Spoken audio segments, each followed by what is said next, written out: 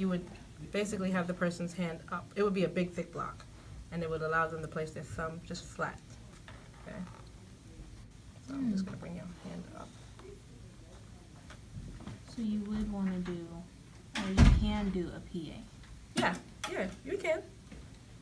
It's just Is that better always to- recommended or not? No. We do it in the AP. Relax. Good. Yeah. A little stiff, babe. But again, this would be a much bigger block. Okay? And then if we had to do a PA like this, and let's just say they weren't able to get their thumb to be completely straight, and we didn't have nothing to do their thumb completely straight, can't we just move this? What you mean if they couldn't be straight? Like, Oh, yeah. So, yeah, you can orient the cassette. So, as long as everything is in alignment along the long axis, if his wrist was like all the way out here, then yes, and he could bring it in this way, then yes, you can orient the cassette as long as it still lines up with the long axis. That's true. okay. As long as the elbow and everything else is in the same straight line, it doesn't matter. Just make sure the cassette is in alignment with the way the body part is. Okay. Very good question. Okay.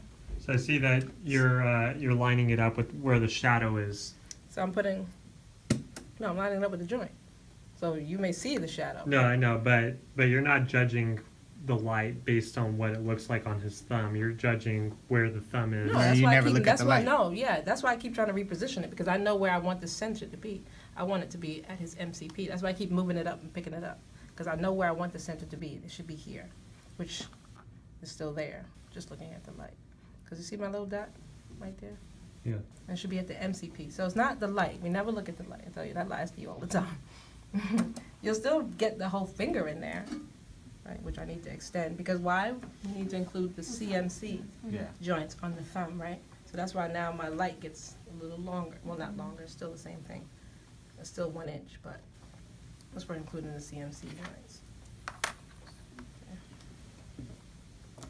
But again, if this person moves, now it's in my image, and that's unfortunate. I'm gonna have to take it over. But I told, hopefully they stay still. You know what I mean? So again, some places, that's why they'll tell you, wrong way. That's why they'll tell you, oh, open it, don't be so tight. Because again, if you just move left or right just a little bit, it's gonna mess up your image. So some places will tell you to just open it up a little bit more.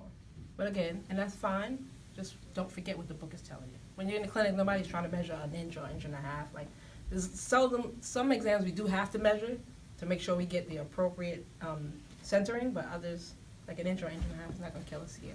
Just making sure that you get the appropriate anatomy. Because if you're too far distal, right, you're going to open your light field to just include this, but yet it's coming off, right? So that's, some situations, it really, really matters where you center. Okay. We didn't have to do an AP. Yeah, we do. Oh, yeah. The AP, yeah. Okay. We're not getting those, tested on the PA? No, I just wanted you guys to see it. Yeah. Not in lab, anyway. All right, so for the AP, again, you want to have the person extremely internal rotate, okay? To the point where only the nail bed is flat. So see how Kirpal was going more and starting to elevate this side of his thumb. We want it to be flat. We want the nail bed to be flat up against the image receptor, okay? And see how his hand is, basically, we need his thumb to be straight, because it's going slanted and our cassette is straight, right? So you can reorient the cassette to the patient the way Essence was asking. And that's when you just move this to go with the cassette then. Yeah. I'm sorry. This Should raise this up a one's bit. at the metacarpal joint, right? This one right here. For the thumb? Mm-hmm. No.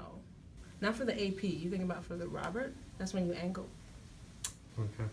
So for the thumb, you're still going to be at the MCP. Because remember, your thumb is not like the first digits. It's not at the PIP. It's not like these. The thumb is different. It don't have a PIP, so you have to center to the MCP. If you were to center here, let me show you. What is MCP, Sam? If I center here at the CMC, Metacarpal. MCP, metacarpal phalangeal joint. Okay. So you got to think of the bones, metacarpals, right? And this is the phalanges. There's only two. There's a distal and a proximal. So it's this joint here is the MCP. If we were to center at the CMC, I'm not getting his thumb, right? I'd have to actually open this up, wrong one. I'd have to open this up that much just to get his thumb. So when you're positioning it, you wanna look at those things to show you that, oh, I must be in the wrong place. Cause you shouldn't have your light going off of your image receptor, right? So that would make me know, oh, I need to move it. I shouldn't be that far back at the CMC. We need to be at the MCP. You just need to include the CMC.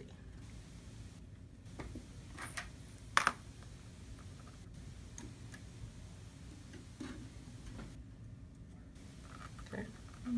Again, making sure it's flat. And we want to make sure that the tissue is out of the way when we do it. So as much as the person can tolerate is what I usually tell them, okay? Again, you don't want them to try and break whatever made, if it's already broken. That one's not exactly centered though. Yeah, it is.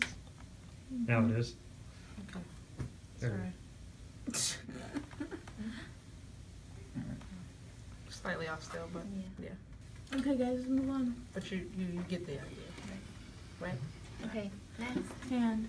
Hand real fast. Okay, so hand Right here, PA. let's switch. So Oh, I yeah, can grab- yeah. Let me grab it. Oh.